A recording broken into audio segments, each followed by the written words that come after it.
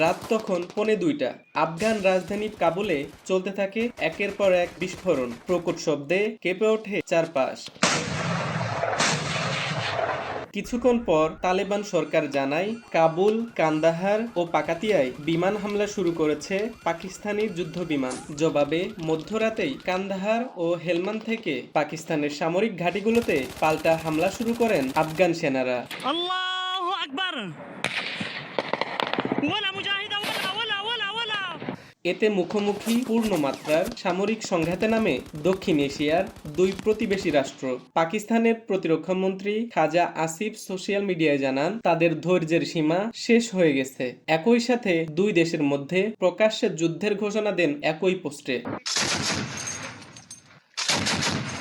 আন্তর্জাতিক প্রতিক্রিয়ায় পাকিস্তানের বিমান হামলার নিন্দা করে আফগানিস্তানের সার্বভৌমত্বের প্রতি সমর্থন জানায় ভারত, আর দুই দেশকেই সংঘাত বন্ধের আহ্বান জানায় জাতিসংঘ। আফগানিস্তান পাকিস্তানের সংঘাতের সূচনা হয় চলতি মাসের শুরুতে। গেল 6 ফেব্রুয়ারি ইসলামাবাদের শিয়া মসজিদে জুমার নামাজ চলার সময় আত্মঘাতী বোমা হামলায় নিহত হয় 36 জন। এরপর খাইবার পাখতুনখোয়ার বাজাউরে একটি সামরিক চেকপোস্টে আক্রমণ করা হয়। এসব হামলায় আফগানিস্তানের সম্পৃক্ততার দাবি পাকিস্তানের। জবাবে আফগানিস্তানের নানগারহার, পাকাতিকা ও খোস্ত প্রদেশে বিমান হামলা চালায় পাকিস্তান। ওই হামলায় 80-র বেশি আফগান নাগরিক নিহত হয়। এছাড়াও 7টি সন্ত্রাসী ক্যাম্প ধ্বংসের দাবি জানায় পাকিস্তান। 24 ফেব্রুয়ারি নানগারহারের শাহপট এলাকায় নতুন করে সীমান্ত সংঘর্ষ শুরু হয়। উভয় পক্ষই প্রথমে একে অপরের উপর গুলি চালানোর দায় চাপায়।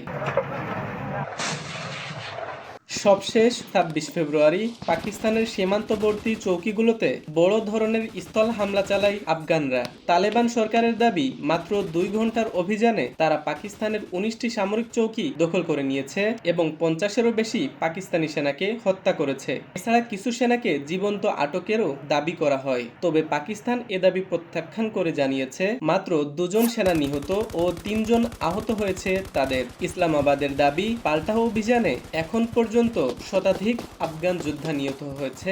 এর জবাবেই পূর্ণমাত্রার লড়াইয়ে নামল দেশ দুটি। হিমুর রহমান, ডিবিবি নিউজ, ঢাকা।